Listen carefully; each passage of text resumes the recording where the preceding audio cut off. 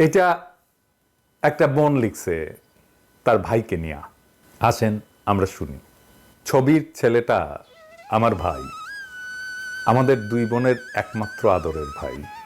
আমরা ওকে কি পরিমাণ ভালোবাসি এটা হয়তো কখনো আর তাকে বলাই হবে না, সুযোগ করি। যেদিন প্রথম আম্মু তাকে আনে বাসায়, এসেই সে আমাদের দুই বোনের গায়ে সসম্মানে হিসু করে ভালোবাসার জানান দেয়।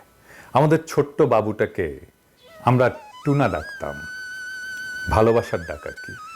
ছোট্ট টুনা বড় হয়ে বড় টুনা হইল, কিন্তু টুনাই রয়ে গেল, আমাদের কাছে সৈকত হতে পারলো না। কি রাগ তার! আমাকে বন্ধুদের সামনে টুনা ডাকবে না তো সেবন্তী আপু? 11ই সেপ্টেম্বরে তার 20 বছর হওয়ার কথা ছিল। জন্মদিনের কয়েকদিন আগে থেকেই গান গাওয়া শুরু করত।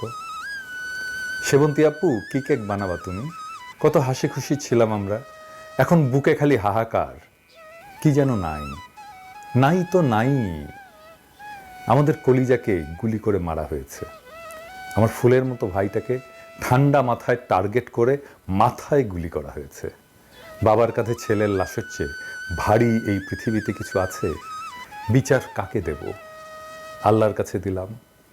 আমার আল্লাহ কখনো কারোর সাথে অবিচার করতে পারে না।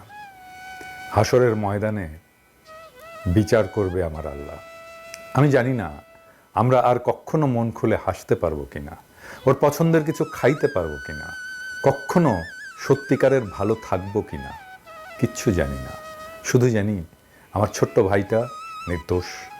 সে ছোট্ট একটা বাচ্চা ছেলে যে বীরের মতো বন্ধুকে বাঁচাতে গিয়েছিল।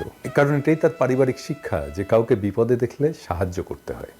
কখনো আর ভাইকে দেখতে পারবো না, জড়িয়ে ধরতে পারবো না, গালে কপালে জোর করে চুমু দিতে পারবো না, আর কখনো বলতে পারবো না টুনা কয়েল ধরায় দে, টুনা পানি দে। আমার ভাই শহীদ। শুক্রবার দিন দুপুর 3:37 আমার ভাইয়ের মাথায় গুলি করা হয়েছে। মুসলমানদের জন্য শুক্রবারের মৃত্যু হচ্ছে স্বপ্ন, আর তার উপরে মহররম মাস। জান্নাতে সবুজ পাখি হয়ে ঘুরে বেড়াচ্ছে আমার ছোট্ট বাচ্চাটা। আমরাও অপেক্ষায় আছি কবে পাখির সাথে দেখা হবে আবার। বিশেষ দ্রষ্টব্য, সবাইকে জানাতে চাই আমার ভাই শহীদ, ও নিষ্পাপ। সবাইকে জানাতে চাই সে কখনো কারো ক্ষতি করেনি। মোহাম্মদপুর স্কুলের ছাত্র, কি নিষ্পাপ ছেলেটা। মেয়েটা একটা ভিডিও দিয়েছিল কয়েকদিন আগে, লিখেছিল বেরু করতে যাই। ছেলেটার শেষ ভিডিও।